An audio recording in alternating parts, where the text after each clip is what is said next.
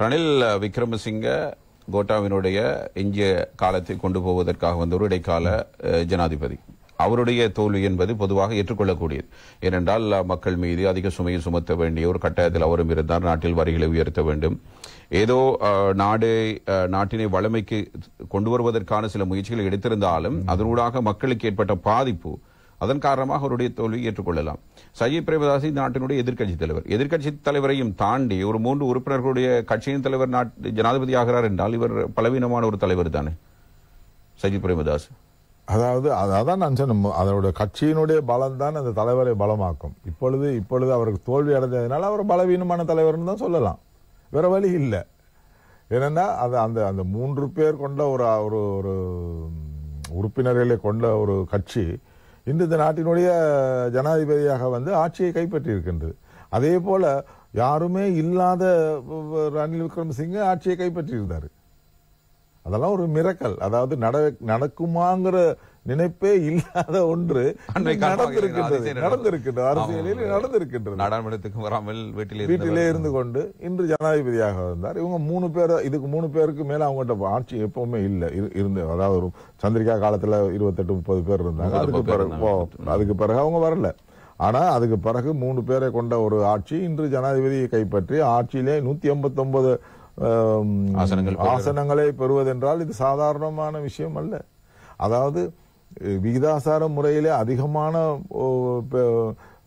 ஆசனங்களை பெற்றுக்கொண்ட ஒரு கட்சி என்பது இன்றைக்கு தனி கட்சி எந்த கூட்டும் இல்லாமல் பெற்றுக்கொண்ட ஒரு கட்சினா அது ஐக்கிய மக்கள் சக்தி தான்.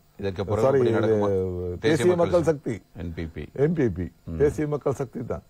சோ அது வந்து மக்களுடைய ஆணை, மக்கள் போட்டிருக்காங்க. இப்ப நீங்க உதாரணமா எடுத்துக்கிறீங்க,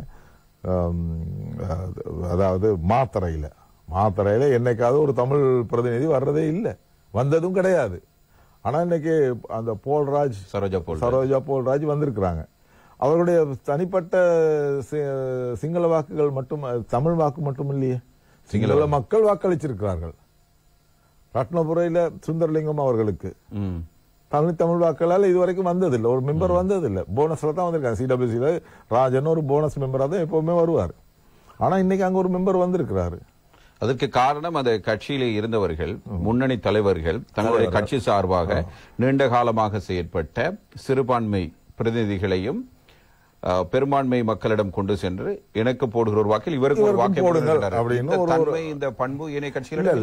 அதுக்கு ஒரு காரணம் என்னன்னா, இவங்க இனவாதம் இல்லை என்று நாங்கள் ஏற்றுக்கொள்ளலாம். இனவாதத்துக்கு அப்பாற்பட்ட ஒரு கட்சி என்பதை நாங்கள் இந்த தேசிய மக்கள் சக்தியை ஏற்றுக்கொள்ள வேண்டும்.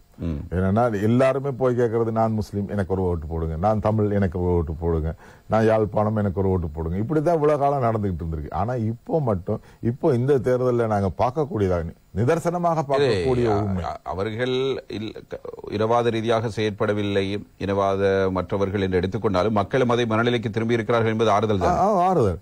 யாழ்ப்பாணத்துல 3 உறுப்பினர்கள் வருவது என்பது 1930க்கு முதல்ல இருந்து ஒரு நாளும் வந்தது இல்லை, ஃபர்ஸ்ட் டைம்.